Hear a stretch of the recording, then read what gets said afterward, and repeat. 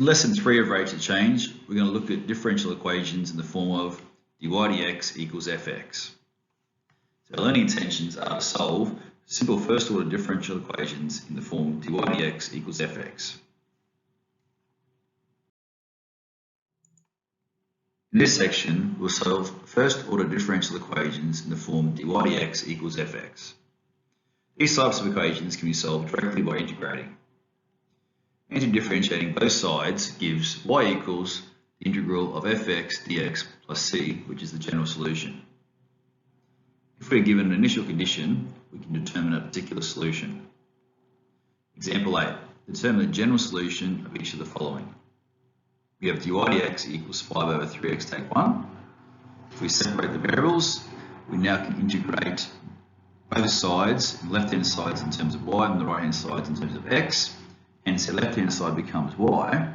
Now, right-hand side, because we're 5 over 3x take 1, we're going to turn into a natural log, which is 5 thirds, because the derivative of 3x is 3, so we're going to divide by that. ln 3x take 1 plus c. We've got a general solution. The next question, to solve this differential equation, we first must rearrange it to make dy dx the subject. Hence, we're going to integrate both sides.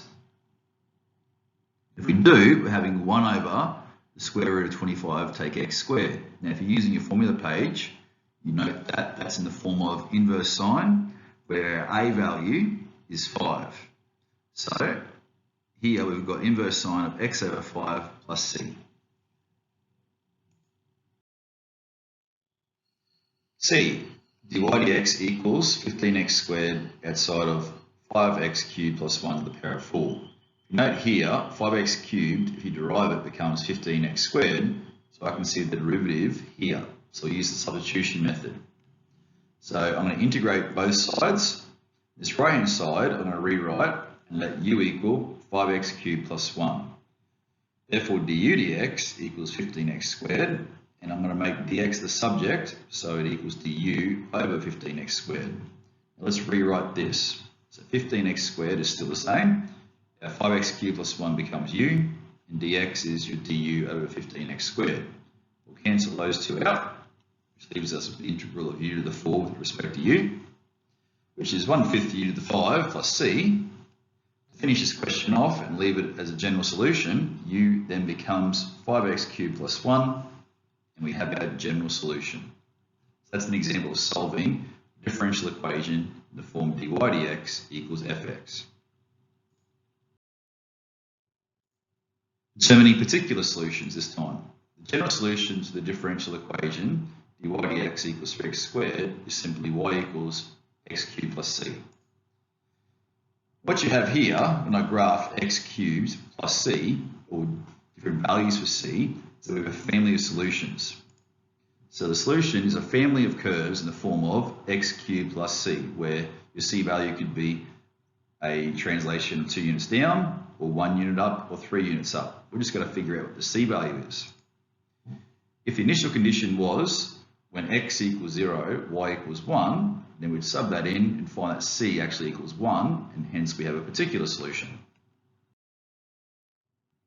So example 9. Determine the particular solution of the following differential equation, where I know that y bracket 0, it's function notation, meaning when x equals 1, y equals 4.5, we can now actually find a particular solution.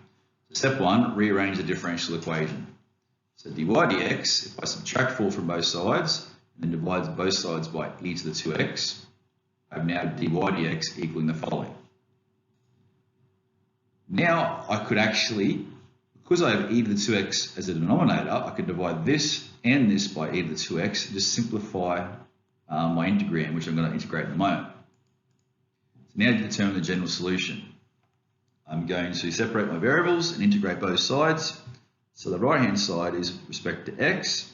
Now e to the 2x, we just divide by 2. E to the negative 2x, we divide by negative 2. So here we have 3 over 2 e to the 2x plus 2 e to the negative 2x plus c. Now to find the c value, we need to determine, well, that determines the particular solution. So when x equals 0, y equals 4.5, So we're going to sub in 4.5 for y, and x is 0. We'll sub in 0 for x. Anything to the power of 0 is 1. So what we're going to end up is with 1.5 plus 2 is 3.5. Subtract 3.5 from both sides. We end up with c equaling 1. Hence, the particular solution is the following. So we've solved this equation, differential equation, and produced a particular solution because we had an initial condition. Determine the particular solution of dy dx, take 16 cos squared 4x equals 0, when x equals 0, y equals 0. So step 1 is to rearrange the differential equation, which then becomes dy dx equals 16 cos squared 4x. Now we have an even pair of cos. We're going to have to maybe change that. But to get to that, we're going to first determine the general solution. That is, taking the integral of both sides, I'm now going to have to work out a way to change this. So the integral of 1 dy is y. Now I'm going to integrate 16 cos squared 4x dx. Now rewrite this integrand where cos squared x is actually 1 plus cos 2x over 2. In that case, when I rewrite mine, my cos squared 4x becomes 1 plus cos 8x over 2. I took that 16 out the front, so that way I'm just integrating this. Hence, when I integrate this, I'm really just going to be integrating 1 over 2 in cos 8x over 2. Now, when I integrate that, I'm now going to have 1 over 2x. The integral of cos is sine. The angle stays the same. The derivative of 8x is 8, so I need to divide by that as well. Simplifying that, I would have 16 lots of a half is 8x. 16 lots of something over 16 is going to cancel those two out. So I'm left with the sine 8x plus c. I can find a particular solution because at 0, when x equals 0, y equals 0. So I'm subbing in 0 for y and 0 for x, hence c equals 0. And my particular solution is 8x plus sine 8x. That's the end of lesson 3, solving differential equations in the form of dy dx equals fx.